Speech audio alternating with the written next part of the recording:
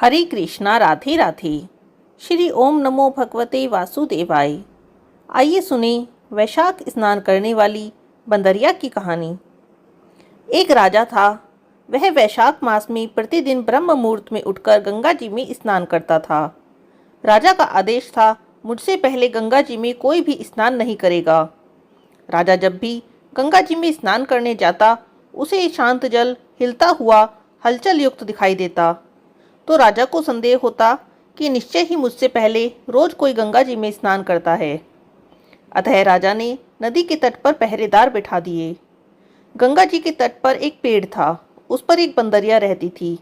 वह रोज राजा के आने से पहले ही स्नान करके वृक्ष पर चढ़कर बैठ जाती। इस तरह होते होते पूरा वैशाख मास बीत गया। पर अंतिम दिन राजा के एक सिपाही ने देख लिया और उस बंदरिया को पकड़कर राजा के पास ले गए और कहने लगे, यह बंदरिया आपसे पहले रोज गंगा जी में स्नान करती है। राजा ने प्रतिज्ञा की थी कि यदि कोई मुझसे पहले गंगा जी में स्नान करेगी तो मैं उससे विवाह कर लूँगा। इसलिए राजा को उस बांदरी के साथ विवाह करना पड़ा। वैशाख स्नान के पुण्य से बांदरी के गर्भ ठहर गया और 9 मास पूर्ण होने पर बांदरी ने राजा से पूछा कि बच्चे के जन्म के समय मुझे क्या करना चाहिए। तब राजा ने महल में एक घंटी लगवा दी और बंदरी से कहा, जब भी तुम्हें दर्द हो तो इसे बजा देना, मैं बाकी सारा इंतजाम कर दूंगा। राजा की और भी रानियां थीं, लेकिन उनके कोई भी संतान नहीं थी। बांदरी को बच्चा होने वाला है यह समाचार जानकर अन्य रानियां मन ही मन बांदरी से ईर्ष्या करने लगी और उसकी संतान का नाश करने के लिए विभिन्न योजनाएं बनाने लगी। घंटी लगी देखकर एक रानी ने बंदरी से इसका कारण पूछा। उसने सारी बात बता दी। तब रानी ने बहकाया कि एक बार घंटी बजाकर तो देखो कि राजा जी आते हैं या नहीं। अब बंदरी ने घंटी बजा दी। राजा जी दौड़े दौड़े महल में आए और पूछने लगे, क्या हुआ। तो बंदरी ने कहा, मैंने तो रानियों के कहने पर घंटी बजाई थी। तब रानियों ने राजा से कहा, राजा जी यह तो पशु है, ऐसे तो ये किसी के भी कहने पर घंटी बजा देगी। इस तरह कहकर उन्होंने वह घंटी हटवा दी।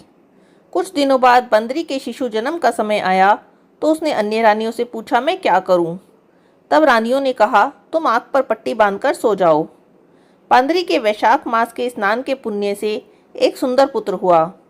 शिशु के जन्म के होते ही उसके रोने से पहले ही रानियों ने उसे एक टोकरी में रखा और दासी को दे दिया और उससे कहा, इसे नदी में बहा दो। और उस शिशु के स्थान पर उन्होंने एक पत्थर रख दिया। राजा जी को कहला दिया कि बंदरी ने एक पत्थर को जन्म दिया है। राजा जी ने सुना तो उन्होंने भी संतोष कर लिया। जब मेरी दूसरी रानियों के ही संतान नहीं है तो यह तो बंदरी है, इसकी क्या संतान होगी। उधर उस दासी ने उस सुंदर शिशु को नदी में न बहाकर एक कुम्हार के खंदड़ में रख दिया। दूसरे दिन कुम्हार कुमारी खंदड़ में आए तो वहाँ एक सुंदर बालक को उन्होंने रोते हुए देखा। कुम्हार कुम्हारी निसंतान थे।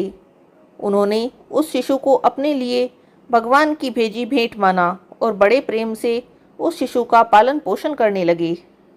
अब इसे देव कृपा ही मानिए।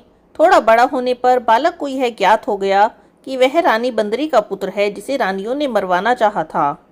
एक दिन वह बालक कुम्हार के बनाए हुए मिट्टी के हाथी और घोड़े लेकर पनघट पर जा बैठा और वहां दासियों को देखकर कहने लगा, आओ रे मेरे मिट्टी के हाथी घोड़े, पानी पियो। जब दासियों ने यह बात सुनी तो वे हंसने लगी और कहने लगी, अरे मूर्ख, कभी मिट्टी के हाथी घोड़े भी पानी पीते हैं क्या। तब उस बालक ने कहा, तो क्या कभी बंदरी भी पत्थर को जन्म देती है क्या। उस बालक की यह बातें दासियों ने जाकर महल में कही। तब रानियों ने दूसरे दिन विष मिलाकर लड्डू भेज दिए। ईश्वर की कृपा से लड्डू गोंद और बादाम के हो गए और उन लड्डुओं को खाने से उस लड़के की मृत्यु नहीं हुई। यह समाचार दासी ने रानी को कहा तो रानी ने राजा से कहकर कुम्हार को देश निकाला दिलवा दिया। अब कुम्हार वन में रहने लगा। अगले साल जब चैत्र माह में माता गणगौर के पूजन का दिन आया तो वह बांदरी का पुत्र 108 करवे लेकर घड़े में पानी भरकर बगीचे के बाहर बैठ गया।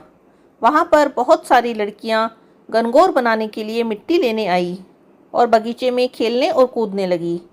थोड़ी देर बाद उन्हें प्यास लगी। तब उन्होंने उस लड़के से जल पिलाने के लिए कहा। तो उस बालक ने उत्तर दिया कि जब तुम मेरे चारों तरफ फेरी लगाओगी तो मैं तुम्हें जल पिलाऊंगा। ऐसा कहकर वह थोड़ी सी आग जलाकर कुछ दूर जाकर बैठ गया। पहले तो लड़कियों ने मना कर दिया, लेकिन जब उन्हें ज़्यादा तेज प्यास लगने लगी तो वे मान गई। इस तरह उस लड़के के चारों तरफ फेरे लेने के कारण उन सब का विवाह उस लड़के के साथ हो गया। बाद में जब उनके माता पिता को इस बात का ज्ञान हुआ तो वे सभी कुम्हार के पास आए और उसे संपूर्ण वृतांत कह सुनाया और कहा, तुम्हारे पुत्र ने हमारी कन्याओं से विवाह किया है, अब तुम्हें इन्हें अपने पास रखना होगा। तब कुम्हार ने निर्धन होने के कारण असमर्थता व्यक्त की, तो दो कन्याओं के माता पिता ने बहुत सा धन देकर अपनी कन्याओं को कुम्हार के घर विदा कर दिया। अब कुम्हार के घर 108 बहुएं आ गई और बाद में उसके 108 पोते हुए। कुम्हार ने उन बच्चों के जन्म का उत्सव मनाने के लिए समस्त नगरी को भोजन के लिए निमंत्रण दिया और राजा को भी बुलवा दिया। राजा के यहाँ से रानी बंदरी के अतिरिक्त सब लोग भोजन के लिए आए। तब राजकुमार राजा की आज्ञा से बंदरी को लेने रथ पालकी लेकर गया और लाकर सभा में सबसे ऊंचे स्वर्ण आसन पर बैठा दिया। उस लड़के ने अपनी पत्नियों को समझा दिया था कि यह बंदरी मुझे जन्म देने वाली मेरी माता है।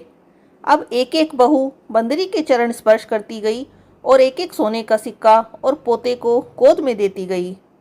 जब राजा और अन्य रानियों ने यह सब देखा तो कुम्हार के पुत्र से इसका कारण पूछा। रानियों को संदेह होने लगा, यह अवश्य ही वही बच्चा है जिसे हमने दासी को नदी में बहाने के लिए दिया था। इसीलिए रानी रूठकर राजा से कहने लगी कि इस कुम्हार के पुत्र ने हमारा अपमान किया है और बंदरी का सम्मान किया है, अतः हम सब तो लौट कर जा रही हैं।